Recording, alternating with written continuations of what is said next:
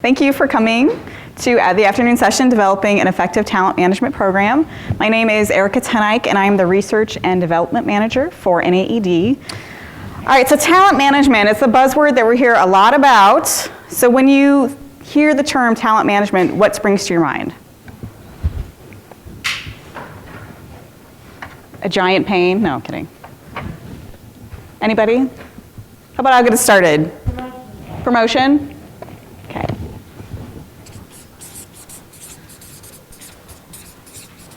Anything else?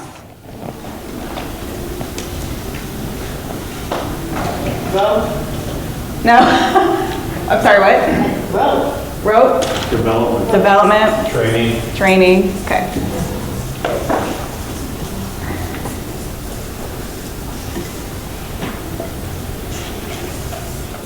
Okay. So I'll say all those things are very integral to this concept of talent management. And that is basically this suite of things that happen when you're trying to recruit somebody, retain them, develop them, and make sure that they are going to be good leaders for your company. So why do we need to take a look at this? Why is talent management so important, so critical to our industry? Well, we're experiencing this perfect storm of issues, and I don't think any of these are going to be a big surprise to anybody, right? No secret that we're grappling with a talent shortage, particularly with leadership roles.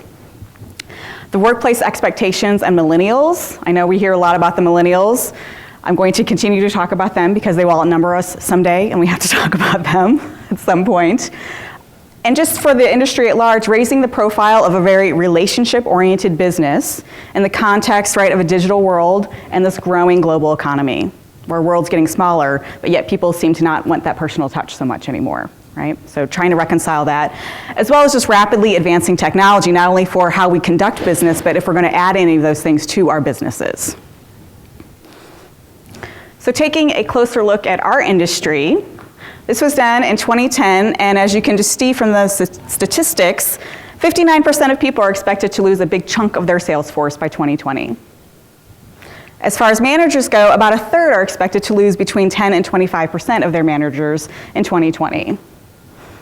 So the time has come. If there's anything that has been taken away from this project that I've been working on, we really run out of time to think about developing talent. We really have to think about it. There really no other options at this juncture. Okay. Adding to the complexity of the situation are the millennials. Who's tired of hearing about the millennials? 3 people raise their hands. So as I said, though, that they are going to be the majority of the incoming workforce. And what makes them so complicated is, right, they have such a different mindset than people my age and older. And as you can see here, they're very much invested in work, but not the work as we have defined it. It's very much an activity to them. It is part of their lifestyle. It is not part of their life, okay? Millennials want flexibility. They want feedback. They want a sense of purpose at their company, as well as their company serving a greater good. So, right, they want to have this sense of belonging, like they're doing something, contributing some kind of good to society. They're not afraid to find that job. They're not afraid to bounce around. It's not like my dad who worked at the same company for 15 years or 20 years. They don't have that kind of loyalty in them anymore because they're not afraid to jump positions. My counterpart in this, he shared with me this very startling statistic.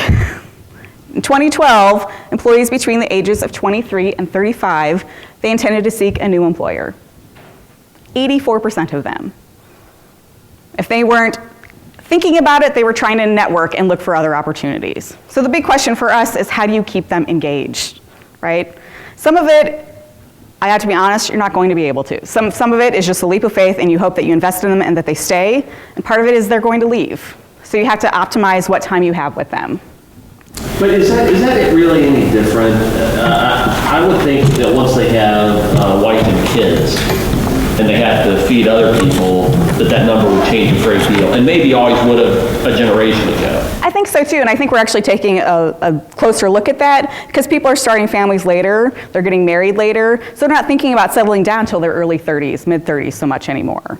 So I think that's a good observation on why this trend, it seems that the early 20s, particularly the mid-20s, are job hopping. Is there a difference between men and women? I don't know that. They did not say that. I don't know that. I I don't know. And I think it would probably depend regionally as well. So I can ask Joe about that and see if there's any kind of difference between there. I also wanted to mention why people leave.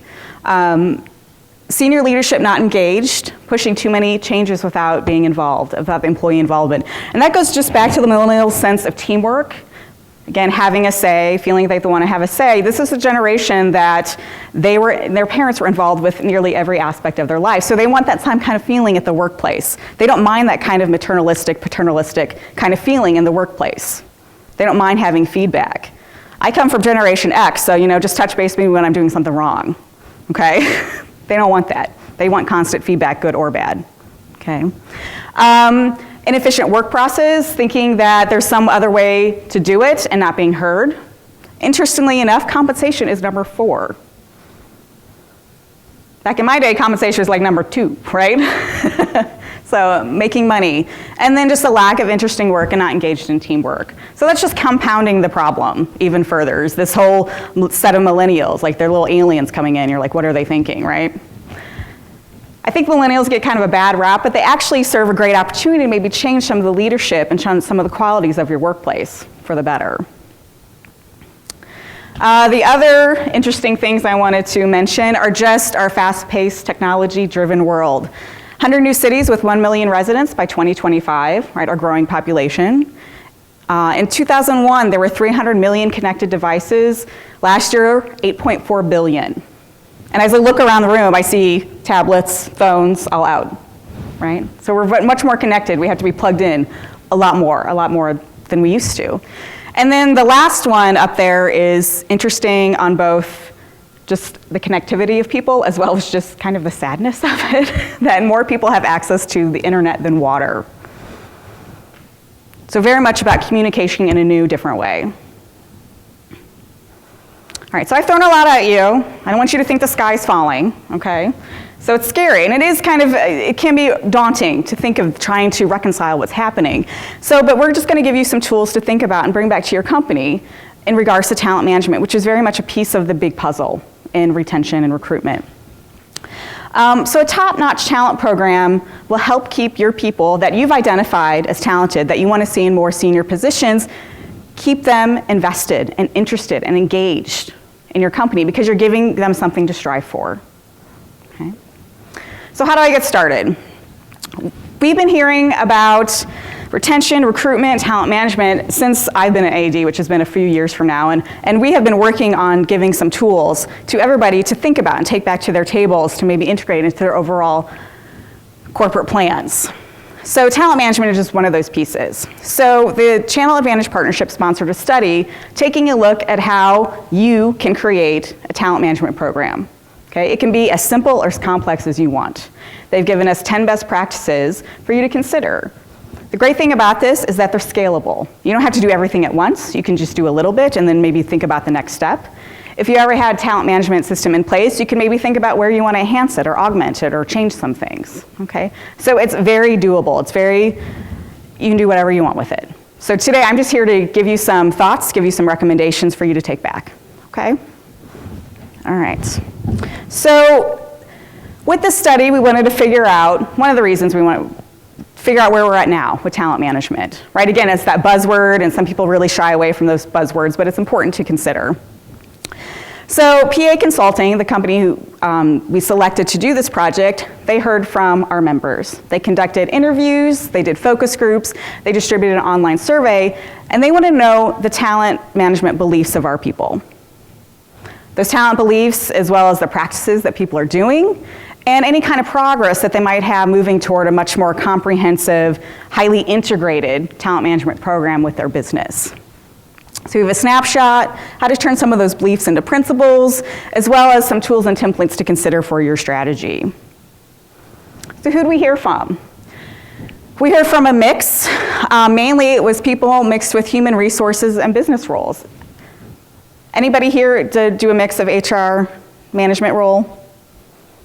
No, okay, that's interesting. So most of the people we heard were from the Eastern region, and then we heard from people who worked at companies at 100 to 499 people. And just so I know, how many people have a company where there's 100 to 499 employees? Okay, so about half the room. Is it less than that for the rest? 50 to 99? Okay. Or 25 to 49? Okay. So we have smaller, mid-sized companies to consider. So they asked about 10 talent beliefs. I'm not going to go over every single one of them, and I just included a few here for you to take a look at.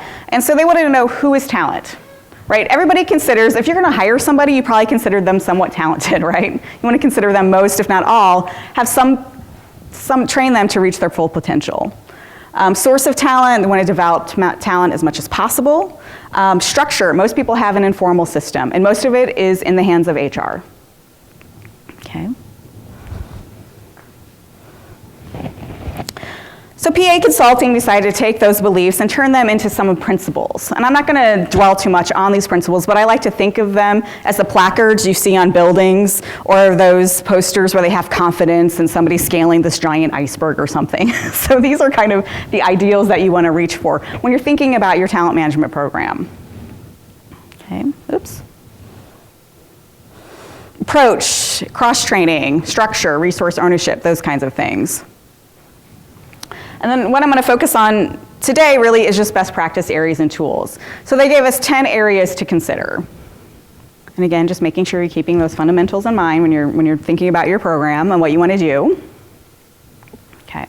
So business context. I've already given you some very startling statistics about the larger business context for the electrical distribution industry, but this is talking about your business context. And one of the things that you have to do is decide who's going to be leaving in the next 5 to 10 years and having a plan for it.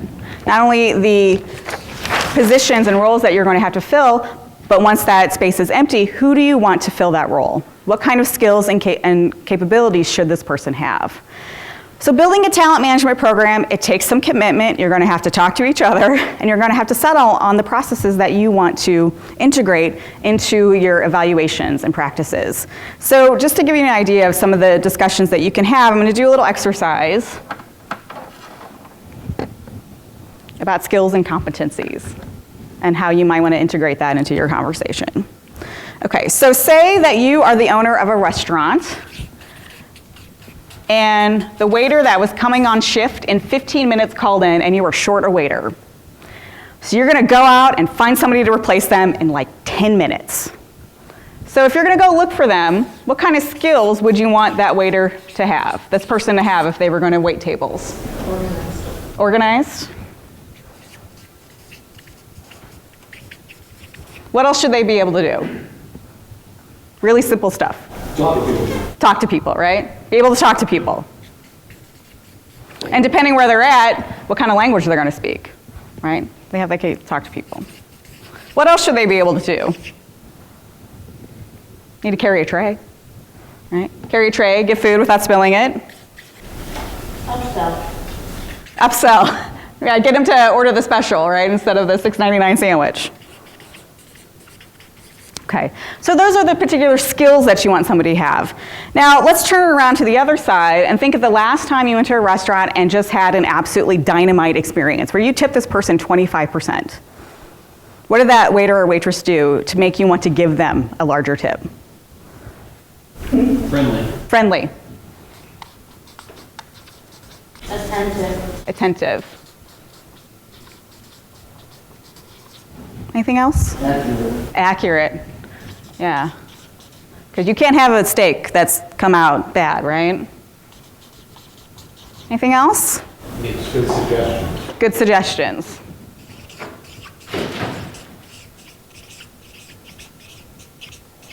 Right? They know the menu, know what you're looking for. If you just say, what's better, this or this, they'll have an answer for you. Right? Anything else? Anticipate your needs. Anticipate your needs.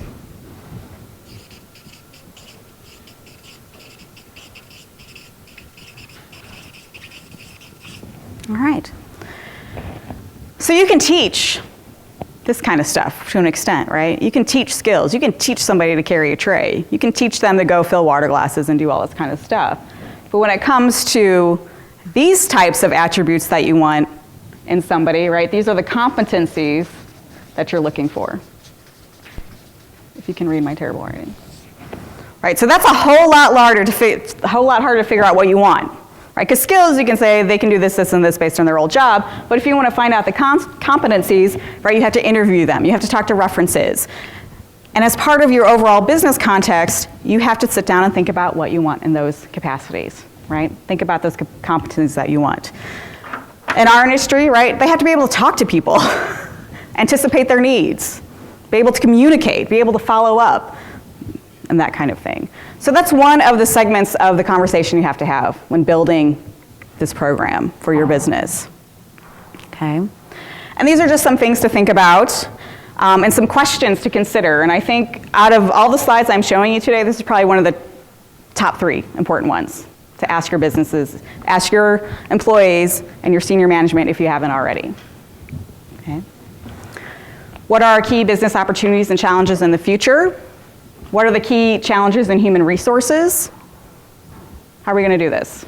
Right? Having a plan for any kind of expected or even unexpected changes within the company.